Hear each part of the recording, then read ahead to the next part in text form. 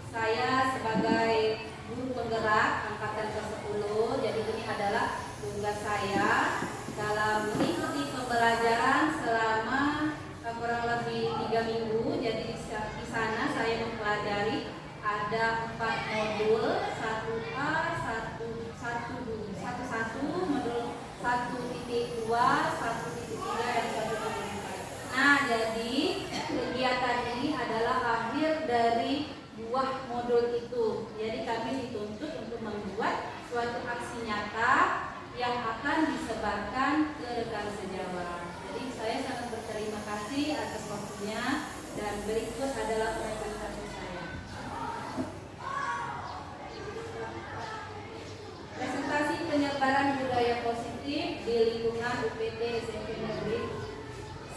Simpang, Kabupaten Tuban, Pemerintah Selatan. Nah, di sini ada budaya positif. Jadi kemarin saya mempelajari tentang perubahan paradigma belajar. Adapun itu disiplin positif, selanjutnya kebutuhan dasar manusia, memotivasi perilaku manusia, 5 posisi kontrol, segitiga restitusi. Itu berupa judulnya ya. Namun sebelumnya saya akan menyampaikan terlebih dahulu latar belakang dari aksi nyata ini adalah kita ini akan mempelajari bagaimana murid itu mengapa murid sering melanggar peraturan. Nah, di sini kenapa saya mengundang Ibu Aina ini berkesinambungan dengan guru BK tentang yang namanya murid itu kan sering yang namanya melanggar peraturan, di mana itu kita ingin murid patuh begitu kan. Terus disinyalir di sana ada ketidaknyamanan pada murid gitu kan. Terus di sini ada tujuannya, yaitu bagaimana itu murid merasakan kemerdekaan, merasa disiplin diri yang kuat, menumbuhkan budaya positif, lalu dia tertanam di dalam diri, yaitu intrinsik. Sebenarnya motivasi ini adalah yang kita inginkan adalah motivasi intrinsik, di mana dia keluar dari dalam diri dia sendiri, bukan dari orang lain semestinya gitu ya. Lalu kalau ukurnya adalah terbentuknya keyakinan kelas. Nah, mengapa saya mengundang Bapak Ibu yang disinyalir latar belakangnya adalah wali kelas? Karena saya akan mengajak para wali kelas untuk membuat suatu keyakinan kelas di dalam kelasnya masing-masing nantinya. Nah, berikut adalah subdivisinya ya.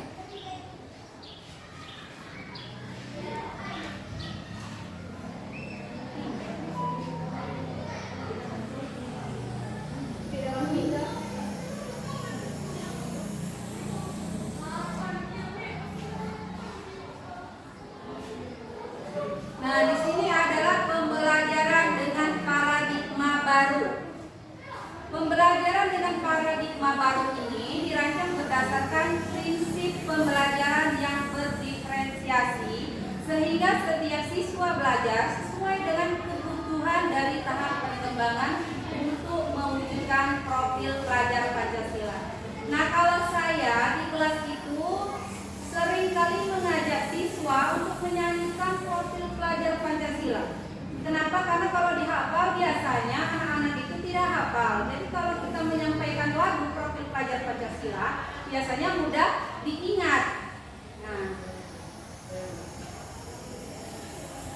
lalu di sini ada disiplin positif. Apa itu disiplin positif? Ya, disiplin positif itu kebiasaan yang dahulu cenderung menghubungkan kata disiplin dengan kepatuhan dan tidak nyaman. Jadi di sini ada tujuan pendidikan adalah menciptakan murid yang memiliki disiplin diri, sehingga mereka memiliki atau berperilaku mengacu pada nilai-nilai kebajikan universal dan memiliki motivasi intrinsik bukan ekstrinsik. Jadi nilai-nilai kebajikan universal itu yang mudah diketahui sama semua murid, semua orang, dan mudah dipahami. Dia umum sifatnya ya. Lalu disiplin positif merupakan salah satu cara penerapan disiplin yang bertujuan untuk menumbuhkan kesadaran serta memberdayakan anak untuk melakukan sesuatu tanpa sogokan, ancaman maupun hukuman. Jadi disiplin positif ini ya diharapkan anak itu muncul dari dalam diri. Seperti kalaupun ada aturan di dalam kelas, dia akan melakukan dengan sendirinya. Contoh pada pagi hari ini adalah kegiatan kita melalui kegiatan rohis ya. Saya lihat pagi tadi itu ada beberapa anak di kelas 7 sudah bersedia dan menyiapkan diri untuk melakukan kegiatan rohis tanpa disuruh oleh pembinanya Pak Hartono. Ada beberapa dari kelas 7 sudah standby di sana. Mereka sudah instruksi, jadi termotivasi sudah ada di dalam dirinya, walaupun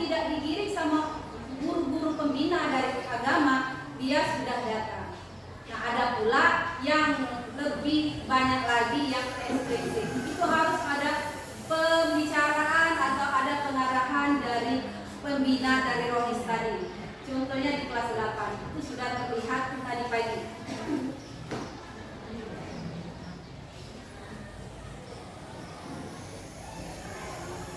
Nah, di sini ada kebutuhan manusia. Kebutuhan dasar pada manusia itu ada 5 ya. Baik, saya jelaskan dulu di sini. Jadi kebutuhan dasar dari suatu anak murid itu ada 5. Yang pertama adalah bertahan hidup. Nah, bertahan hidup ini ya dia kebutuhan makan, tempat tinggal. Biasanya itu mempengaruhi ya. Apalagi pengalaman saya itu di kelas 75 itu anak saya yang bernama Balki itu sangat-sangat memprihatinkan untuk bertahan hidup. Kenapa? Karena dilihat dari perilakunya atau kesehariannya sebenarnya tidak kita ketahui. Namun setelah diberi pembicaraan lebih dekat maka dia akan terbuka. Kenapa dia tidak sekolah? Oh, rupanya ada kebutuhan dasar yang tidak dipenuhi di sana. Maka pendekatan ini sangat dibutuhkan oleh para wali kelas ataupun guru mata pelajar untuk mempelajari kebutuhan dasar ini. Bagaimana murid itu tumbuh di daerah atau di lokasi rumahnya itu akan mempengaruhi di sekolah kita. Baik, yang kedua adalah kasih sayang dan rasa diterima. Nah, kasih sayang dan rasa diterima ini ada pula kondisi suatu siswa yang ingin diterima oleh sekelompoknya, di mana di kelompok itu terkadang membuat suatu geng atau circle. Nah, circle itu biasanya cenderung ke anak-anak yang pintar, anak-anak yang kreatif, anak-anak yang berbagai macam latar belakang. Maka dari itu kita harus menyamaratakannya. Bagaimana sekiranya anak didik kita harus mempunyai kasih sayang sesama dan rasa diterima. Berikutnya yaitu adalah penguasaan. Nah, seringkali di kelas itu tentang adanya penguasaan.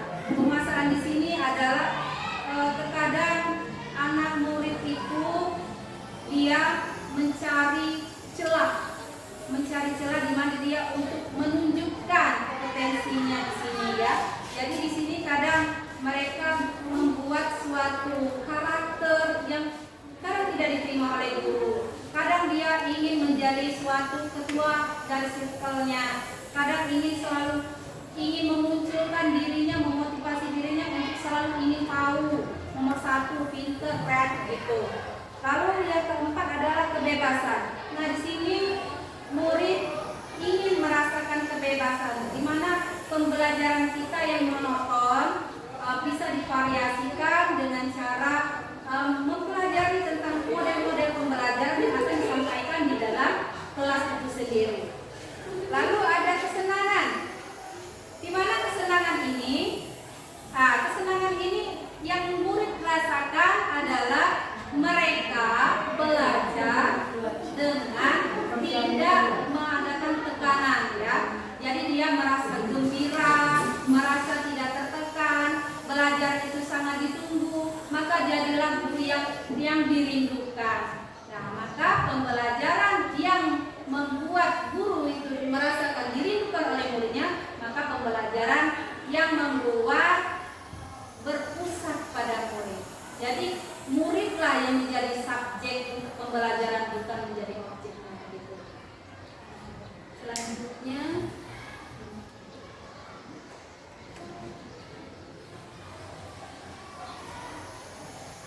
nah, di sini ada motivasi perilaku manusia.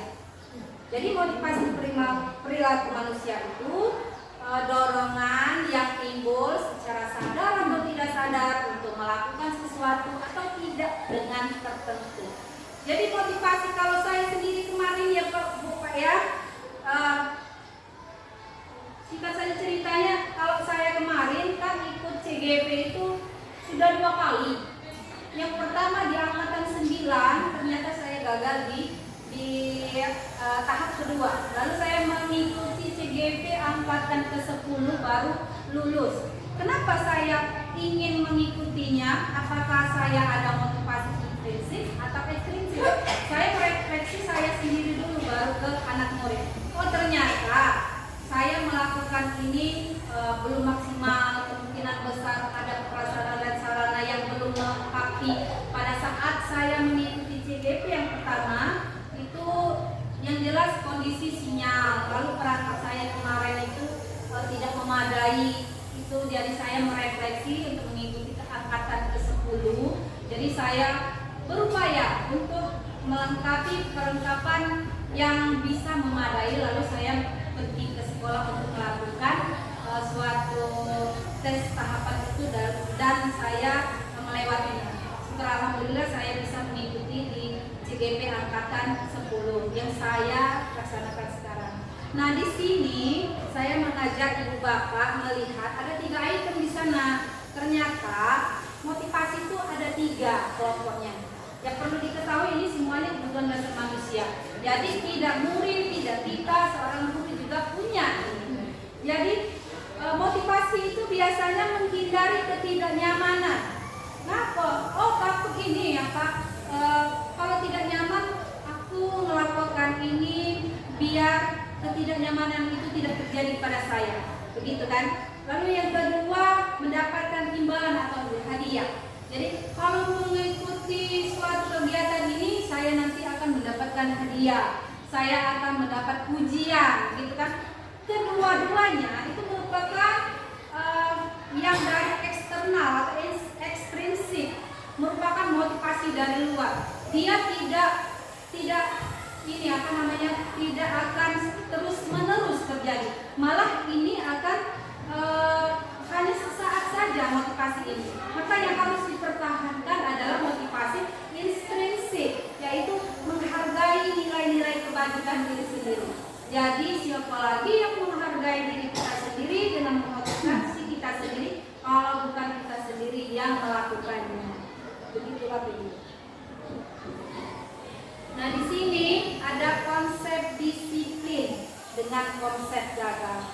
Nah ibu ya buka ya, saya mau tanya, biasanya kalau kita sedang menerapkan disiplin atau suatu peraturan yang ada di kelas, cenderung di sebelah kita atau yang kita alami adalah langsung menghukum ya. Bagaimana? Apakah ada pengalaman dari ibu bapak yang lain? Ada interaksinya Bu? Pengalaman bagaimana? Ibu Ana, ada pengalaman tentang siswa melanggar peraturan? Kalau saya ya dalam kegiatan pembelajaran biasanya memang sering ada anak yang melanggar peraturan.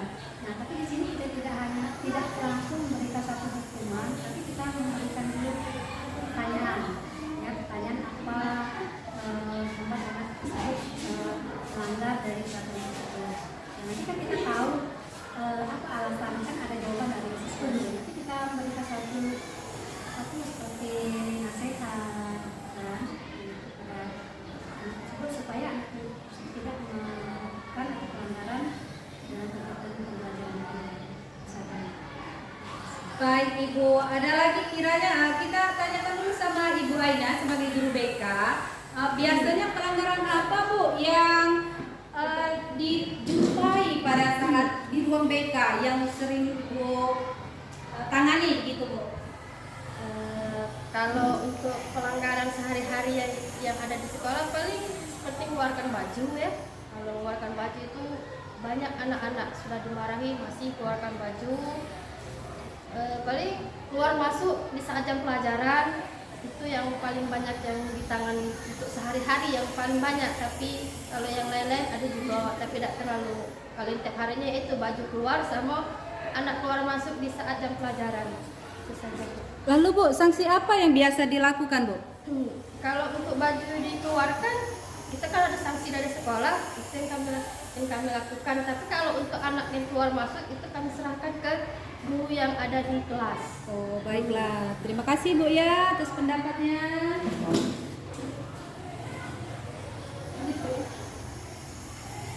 Baik Ibu, saya akan memperlihatkan tentang konsep disiplin dengan konsep gagal. Nah, kenapa dikatakan tentang konsep gagal? Disinyalir kita ini sering melakukan konsep disiplin dengan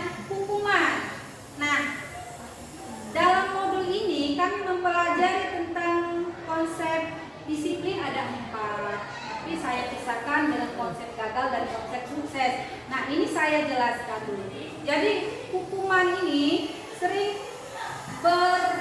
silakan Mas Benar ya, silakan dibagikan Nak ya. Hukuman ini biasanya akan membekas di hati anak-anak. Dia akan merasa tersakiti, rasa tidak nyaman, merasa takut, menyembunyikan masalah, dan murid rendah diri. Jadi hukuman ini kebanyakan yang negatifnya, Bu. Di sini murid itu akan lebih tertutup, akan susah sekali kita mengorek apa yang terjadi pada diri anak itu jika dia langsung ke hukum. Biasanya pada saat upacara bendera seringkali kita kan anak tidak mengenakan atribut lengkap tuh. Nah, yang paling manjur biasanya di sekolah kita kan kamu berdiri di depan, di barisan kan, diedarkan. Nah itu sebenarnya kalau di kita itu paling manjur, mereka merupakan efek jerah kan, gitu kan. Namun ada inilah tuh, ada efek negatifnya di bagian penghukum ini. Maka dia dikatakan atau dikelompokkan menjadi konsep gagal. Sebaiknya kita ini memang tidak bisa merubah secara instan ya untuk penerapan di dalam sekolah. Namun ada baiknya kita perlahan melakukan perubahan ini. Maka saya mengajak Bapak Ibu untuk memahami tentang disiplin positif ini agar saya tidak bisa berdiri sendiri atau merubah sekolah ini. Saya hanya ingin mengajak kita bersama-sama untuk memperbaiki dalam pemahaman ini. Lalu yang kedua tentang penghargaan. Kenapa ya penghargaan tidak memberikan efek yang positif? Sebelumnya saya mempelajari tentang modul ini juga itu bingung. Saya bertanya kepada fasilitator saya, kenapa Bu penghargaan merupakan konsep gagal? Di sini dikatakan konsep gagal karena begini. Pada pembelajaran Merdeka Belajar yang kita sekarang jalani, khusus di kelas 7 kita kan sudah menjalankan kurikulum belajar merdeka. Jadi penghargaan itu merupakan tidak efektif, dikatakan tidak efektif, lalu merusak hubungan sifat iri. Ternyata yang mendapatkan penghargaan dengan yang tidak mendapatkan penghargaan, mereka merasakan iri kepada yang mendapatkan penghargaan, lalu mematikan kreativitas. Anak murid biasanya kalau sudah mendapatkan penghargaan dia merasa tinggi hati, tidak ada jiwa kompetensi lagi. Itu dikatakan mematikan kreatif. Lalu ada menghukum dengan ranking. Maka di pembelajaran kurikulum merdeka kita kan tidak ada lagi ranking. Dan sudah beberapa tahun ini memang di sekolah kita tidak ada ranking ya Bu, tidak dituliskan di rapor. Inilah tujuannya Bu. Kadang itu dia sangat menghukum dengan teman-teman yang tidak mendapatkan ranking. Dia sudah malu di sekolah tidak mendapatkan reward, istilahnya ranking. Giliran di rumah dia kena marah sama orang tua. Kamu ini bagaimana tidak mendapatkan nilai yang lebih baik, kan?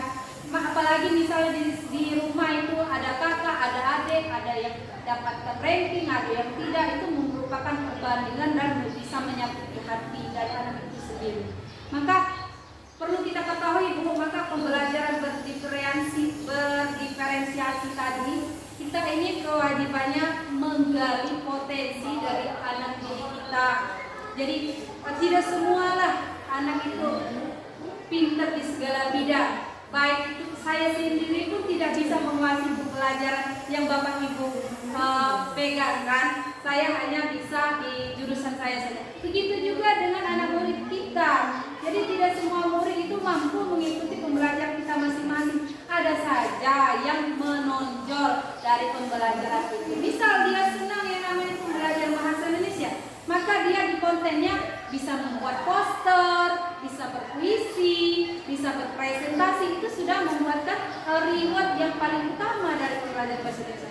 Itu sebagai contoh yang mulia.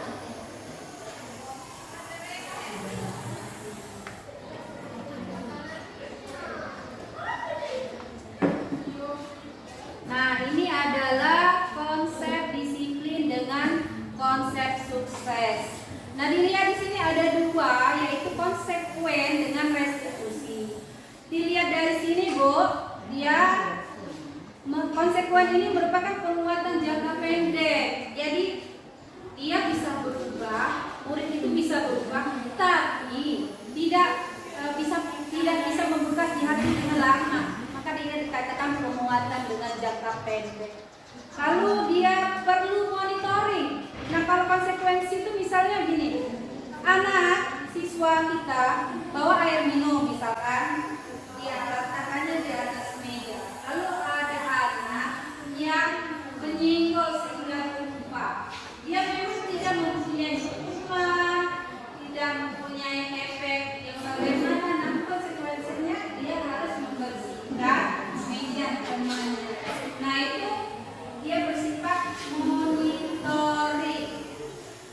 Lalu dia bersifat stimulus respon.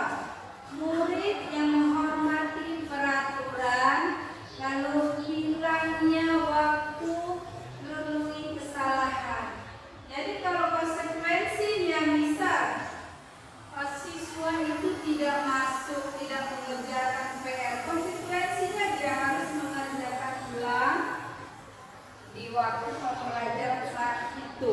Nah, yang waktu yang seharusnya dia belajar, lalu dia membuat konsekuensinya dari tidak membuat PR tadi, maka dia harus mengerjakan tugas pada saat hari itu. Maka ada kehilangan waktu yang memenuhi kesalahan.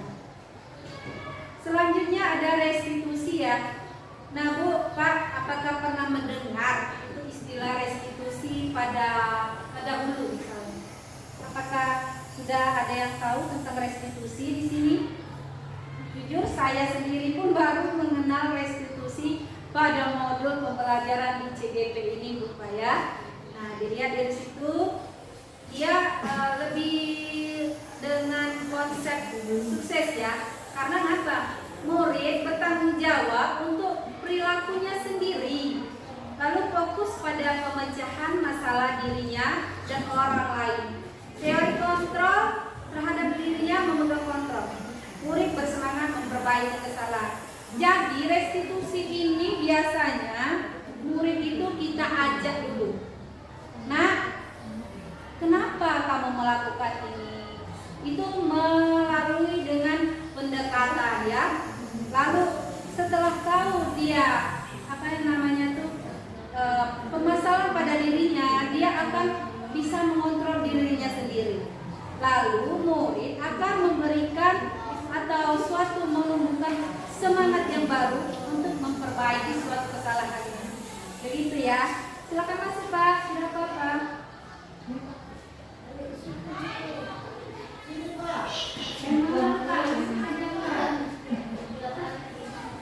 Lalu di sini adalah konsep disiplin. Konsep disiplin dengan pendekatan restitusi. Di sini adalah dengan cara menanamkan disiplin positif pada murid. Lalu di sini ada pengertian restitusi itu sendiri. Suatu proses menciptakan kondisi bagi murid untuk memperbaiki kesalahan mereka sehingga kembali ke kelompok dengan karakter yang lebih kuat. Jadi itu katanya itu dari Gaset 2024. Silakan Pak Mas.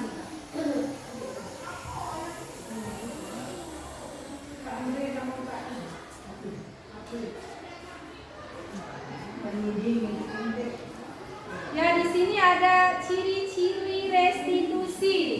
Nah, ciri-ciri dari restitusi itu merupakan bukan menebus kesalahan, tapi belajar dari kesalahan.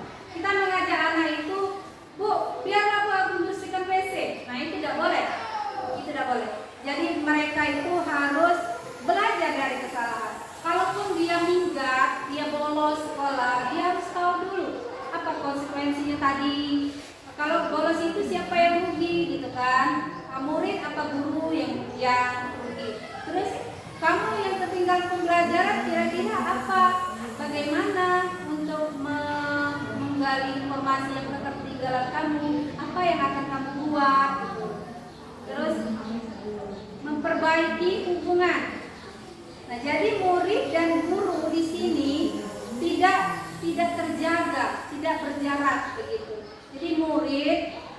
asalkan ada keleluasaan mengungkapkan daripada kata-kata, pada saat dia bersalah pun dia akan berani mengungkapkan suatu kesalahannya, akan mengakui sendiri masalahnya begitu.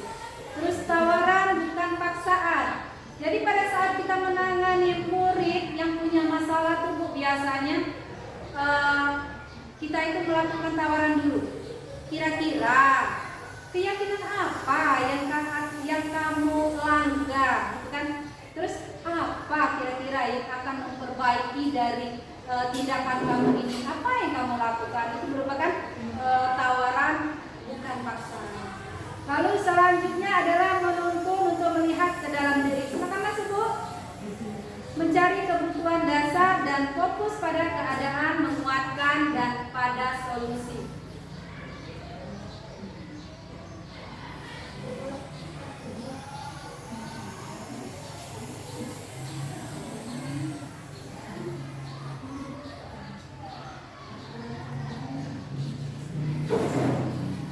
Nah, di sini ada perbedaan contoh kasus. Di sini saya mencontohkan siswa bolos dari sekolah. Contohnya, kalau hukuman, guru menghukum siswa tersebut, guru marah dan tidak menjadi takut dan merasa sakit hati. Itu jika hukuman. Seringkali kan kita akan menghukum. Nah, kamu itu sudah melanggar, hukumannya langsung kita berikan, atau nyapu, atau membersihkan WC, atau berlari, kan itu hukuman yang membekas di hati. Kita memang seringkali marah. Nah, maka dari itu perubahan kita ini harus lebih mengontrol diri dan lebih mengatur emosional. Lalu yang kedua adalah konsekuensi ketika anak bolos. Guru memberikan konsekuensi untuk memberikan tugas tambahan di luar jam. Guru tegas dan siswa hormati peraturan. Jadi sini memang anak itu sudah menjalankan konsekuensinya seperti mengerjakan tugas tadi. Lalu guru bersifat tegas. Di sini gurunya memang selalu dihormati. Namun ketika guru itu tidak ada, anak-anak itu akan kembali lagi ke asalnya begitu. Dia takut hanya pada satu guru saja, bukan semua orang. Nah, maka di sini ada lagi tentang restitusi. Guru menanyakan keyakinan kelas, guru terbuka dan siswa hormati gurunya dan orang lain.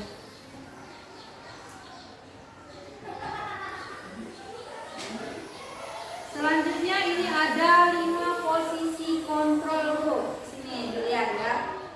Jadi 5 posisi kontrol itu dia sebagai penghukum yang pertama, yang kedua dia membuat rasa bersalah, ketiga sebagai teman, keempat sebagai pemantau, dan kelima sebagai manajer.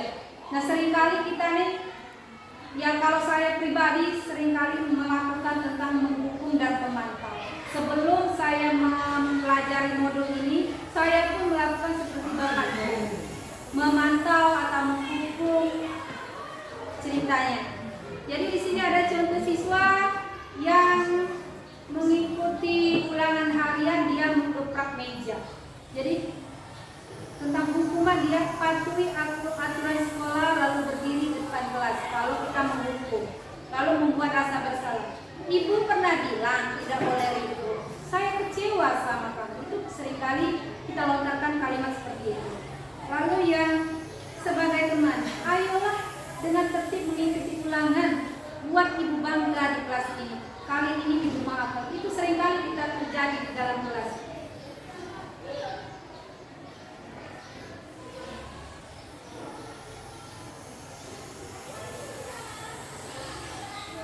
Nah, kalau yang terakhir ini adalah memantau. Kamu sudah melanggar apa peraturan dan konsekuensinya jika tentang memantau. Lalu kontrol yang kelima adalah manajer. Apakah kamu tahu kesalahan yang kamu lakukan? Kira-kira bagaimana memperbaiki kesalahan? Bu, Pak, sebenarnya walaupun kita tidak tahu sebelumnya tentang restitusi, sebenarnya kita sudah melakukan. Namun tidak seruntut yang sekarang, gitu kan? Kalau kita sudah mempelajari modul ini, kita tahu, oh ternyata tahapan ada di validasi dulu, baru sudah identitas masalahnya, sudah tahu baru keyakinan apa yang kita lakukan, bagaimana dengan murid kita, sehingga dia ingin merubah pada dirinya sendiri. Itu merupakan tindakan manajer kita.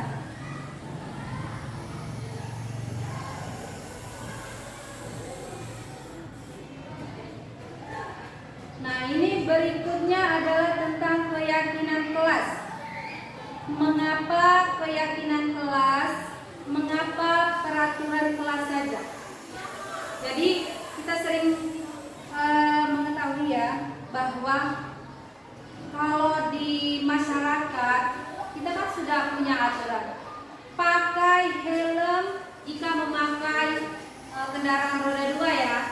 Nah, kita sudah tahu kalau kita melanggar aturan itu, maka ketika kita lewat ada patroli polisi, kita akan takut sendiri kan, bahwa oh nanti kalau kita lewat itu sudah melanggar kalau tidak pakai helm.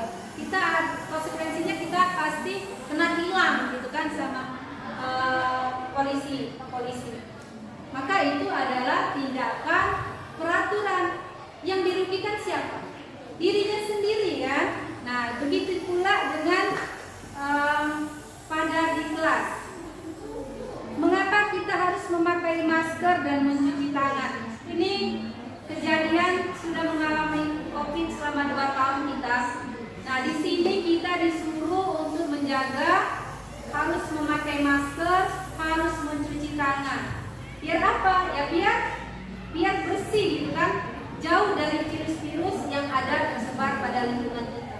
Namun di suatu peraturan itu ada apa yang tidak terlihat di sana, Bu, Pak? Kira-kira apa coba? Yang tidak terlihat di situ. Sebenarnya pemerintah menggalakkan itu untuk menjaga keselamatan, kata Pak Polisi, ya kan? Yang tidak terlihat pada aturan itu adalah keselamatan. Lalu yang kedua, ketika kita tidak memakai masker, digalakkan dibagikan masker kemana-mana, itu adalah menjaga kesehatan. Begitu pula peraturan dan keyakinan kelas kita, di dalam kelas kita menjaga kesehatan dan keselamatan pada murid-murid kita.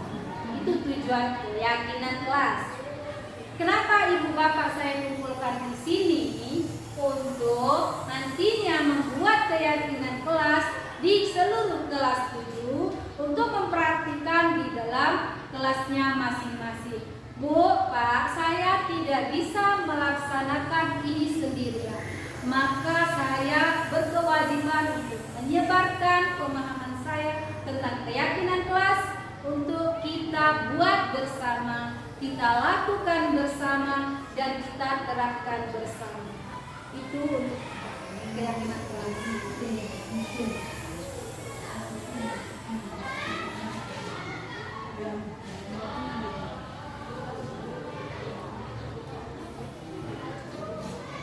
Jawabannya ya. Nah, ini kriteria dari bagaimana pembentukan keyakinan kelas. Jadi pembentukan keyakinan kelas ini sebenarnya tidak terlalu sulit, Bu, Pak. Kita sebenarnya sudah pernah membuat suatu peraturan, tapi kalimat yang dibuat pada keyakinan kelas harus menunjukkan nilai-nilai kebajikan yang universal, maksudnya yang umum. Tidak boleh menuliskan jangan membuang sampah sembarangan. Sebaiknya ditulis begini, buanglah sampah pada tempatnya. Jadi kalimat negatif itu dihilangkan, berubah ke kalimat yang positif yang mengajak. Nah, lalu poinnya adalah lebih abstrak dari peraturan, gitu ya. Yang kedua adalah sedikit saja, mudah diingat. Jadi keyakinan kelas itu tidak usahlah menuliskannya terlalu panjang-panjang. Jadi cukuplah pendek, namun mudah diingat oleh anak. Lalu berupa peraturan universal sudah sesuai dengan kondisi kelas. Jadi keyakinan kelas itu dilihat dari kondisi kelas Bapak Ibu itu sendiri. Nah, dengan cara bagaimana? Semua warga kelas dilibatkan untuk mengambil suatu keyakinan pada keyakinan kelas itu. Dibuat dalam buku. Jadi pembentukan ini harus dilihat dari porsi ini untuk membuat keyakinan kelas di kelas Bapak Ibu itu sendiri. Selanjutnya, nah ini adalah segitiga restitusi. Baik Bapak Ibu bisa dilihat di sini. Di sini adalah yang pertama adalah validasi tindakan yang salah. Jadi sebelum kita melakukan suatu pembicaraan kepada murid, jadi kita harus melihat segitiga restitusi itu sendiri. Yang pertama adalah kamu tentunya punya alasan mengapa melakukan ini. Ini merupakan kalimat untuk membuat pemantik, kalimat pemantik. Jadi yang kedua adalah adakah cara yang lebih efektif untuk mendapatkan apa yang kamu butuh? Kira-kira murid itu melakukan kesalahan itu biasanya ada tujuannya. Nah, maka kita harus bisa mengetahui apa tujuan anak ini, apa yang melatar belakangi sehingga dia membuat suatu kesalahan. Yang kedua adalah menanyakan keyakinan. Bukan. Sebelum menstabilkan identitas dulu. Setelah tahu kita memvalidasi tindakan kesalahan itu, lalu menstabilkan identitas. Lalu dia punya pertanyaan memantik. Setiap orang pasti pernah melakukan kesalahan. Nah, dengan kalimat pemantik ini kita memberikan kepada murid agar dia lebih terbuka terhadap masalah ini kepada kita sebagai seorang guru. Lalu kalimat yang kedua, kamu bukan satu-satunya yang pernah melakukan kesalahan. Jadi dia merasa tidak terpojokkan, ya. Jadi dia walaupun dia melakukan kesalahan, namun dia tidak akan menutup diri dengan cara kita menanyakan dengan pertanyaan pemantik. Lalu yang ketiga adalah menanyakan keyakinan. Setelah tahu kita melakukan itu, lalu keyakinan kelas apa yang kita sepakati, kami mengambil menjadi orang seperti apa. Ya begitu ya.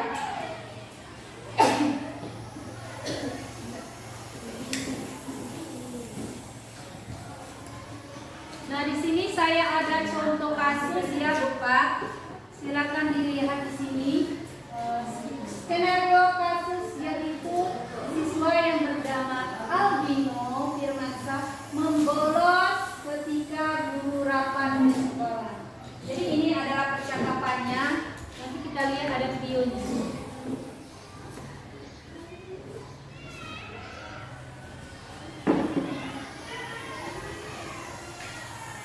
Sayang sekali, Bu, tidak ada speaker gitu. Jadi saya ceritakan saja, Bu ya. Jadi saya ini melakukan yaitu tindakan restitusi tadi. Saya melakukan ini terhadap Albino yang melanggar peraturan, dia membolos ketika kita sedang rapat. Dan saya menerapkan tentang segitiga restitusi.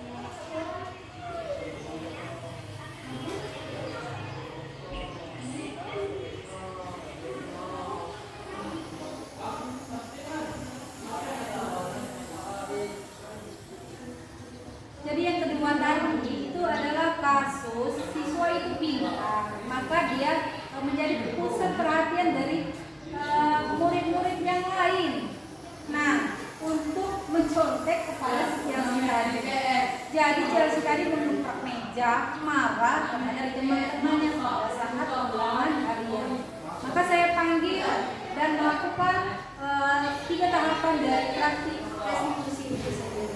Baiklah Ibu Bapak, yang dari depan adalah praktik restitusi ini sangat membantu sekali untuk menghadapi siswa yang memiliki masalah dan dapat kenali suatu kendala yang ada pada diri sendiri, sehingga murid sendiri menyadari bahwa ada kesalahan yang mereka alami dan sebagai guru akan memberikan solusi atas tentang murid itu sendiri dan perubahan dari dalam diri. Jadi harapan kita menerapkan segitiga restitusi ini, anak itu mempunyai intrinsik ya, kesadaran dari dalam diri dia untuk berubah, bukan dari kita sebagai guru, dan dia akan melakukan dengan kesadaran diri sendiri, dengan ikhlas melakukan dengan tanggung jawab.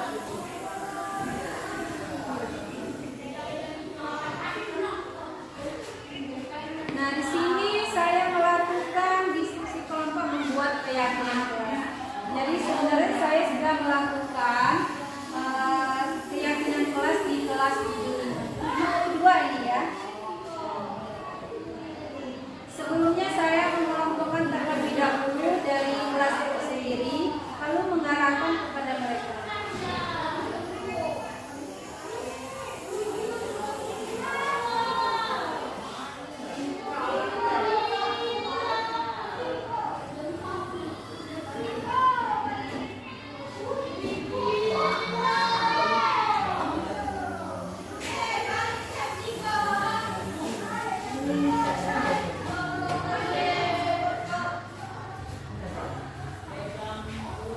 Nah, di sini saya kebetulan ada 2 visi yang saya ajarkan kepada anak ini tadi, yaitu agar mereka dapat menggunakan Canva melalui aplikasi itu sendiri. Namun isinya adalah keyakinan kelas. Jadi ada 2 yang saya dapatkan dari hasil dari praktik. Mereka dapat membuat poster yang cantik, yang dapat diinginkan dan sesuai dengan kreativitas mereka. Lalu tujuan saya adalah mereka bisa membuat suatu kesepakatan, lalu membuat peraturan yang nyaman bagi mereka, dan membuat keyakinan kelas pada kelas 7-2. Gitu.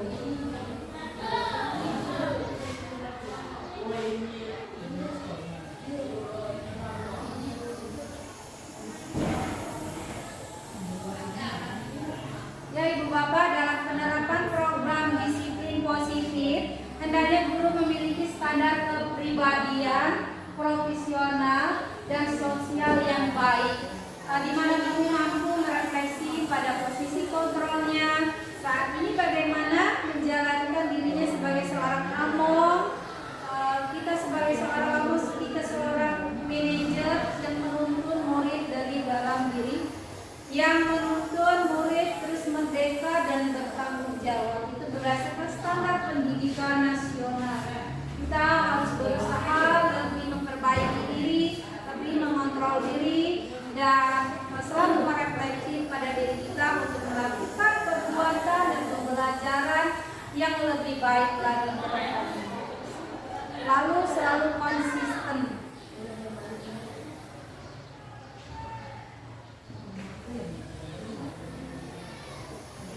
Baik, terima kasih Bapak Ibu. Salam bahagia, salam guru pemberangkatan 10. Mudah-mudahan saya dapat menyelesaikan dari kegiatan pendidikan ini sehingga dapat memajukan sekolah kita untuk bersama dan menjadi motivasi untuk teman-teman yang lain mengikuti guru penggerak di angkatan selanjutnya. Baik, terima kasih. Alhamdulillah ya. Kita buka sesi pertanyaan atau diskusi ya. Diskusi sesama kita rekan sejawat. Adakah yang ingin memberikan tanggapan boleh, atau penguatan boleh, atau juga pertanyaan boleh, untuk kita sama-sama mencari solusi.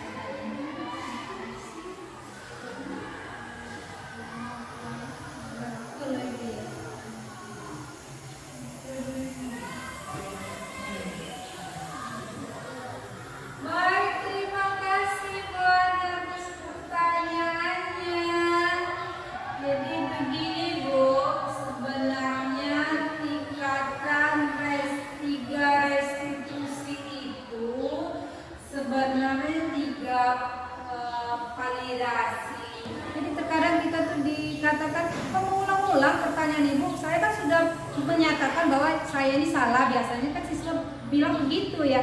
Tapi tidak apa-apa Bu, kita menanyakan itu, memvalidasi atau menanyakan keyakinan mau berurutan atau tidak, itu sudah kita jalankan untuk mengetahui dari permasalahan mereka. Maka mereka akan lebih terbuka begitu. Baik, ada lagi Bu? Ya. Ada yang ingin ditanyakan Bu Farah? Boleh. Sudah. Cukup dah Bang. Sudah. Sudah.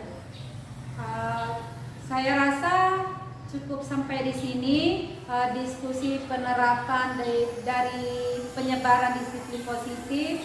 Saya ucapkan terima kasih atas segala-galanya, atas bantuannya. Billahi taufiq wal hidayah. Wassalamualaikum warahmatullahi wabarakatuh.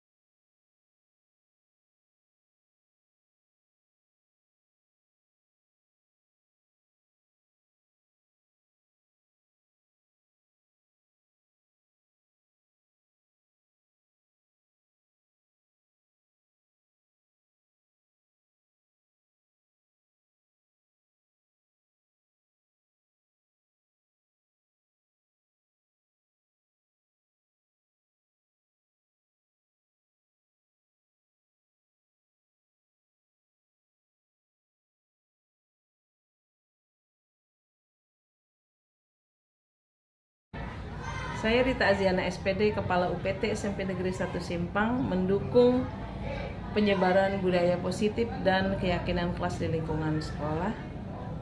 Terus bergerak dan menggerakkan. Salam bahagia.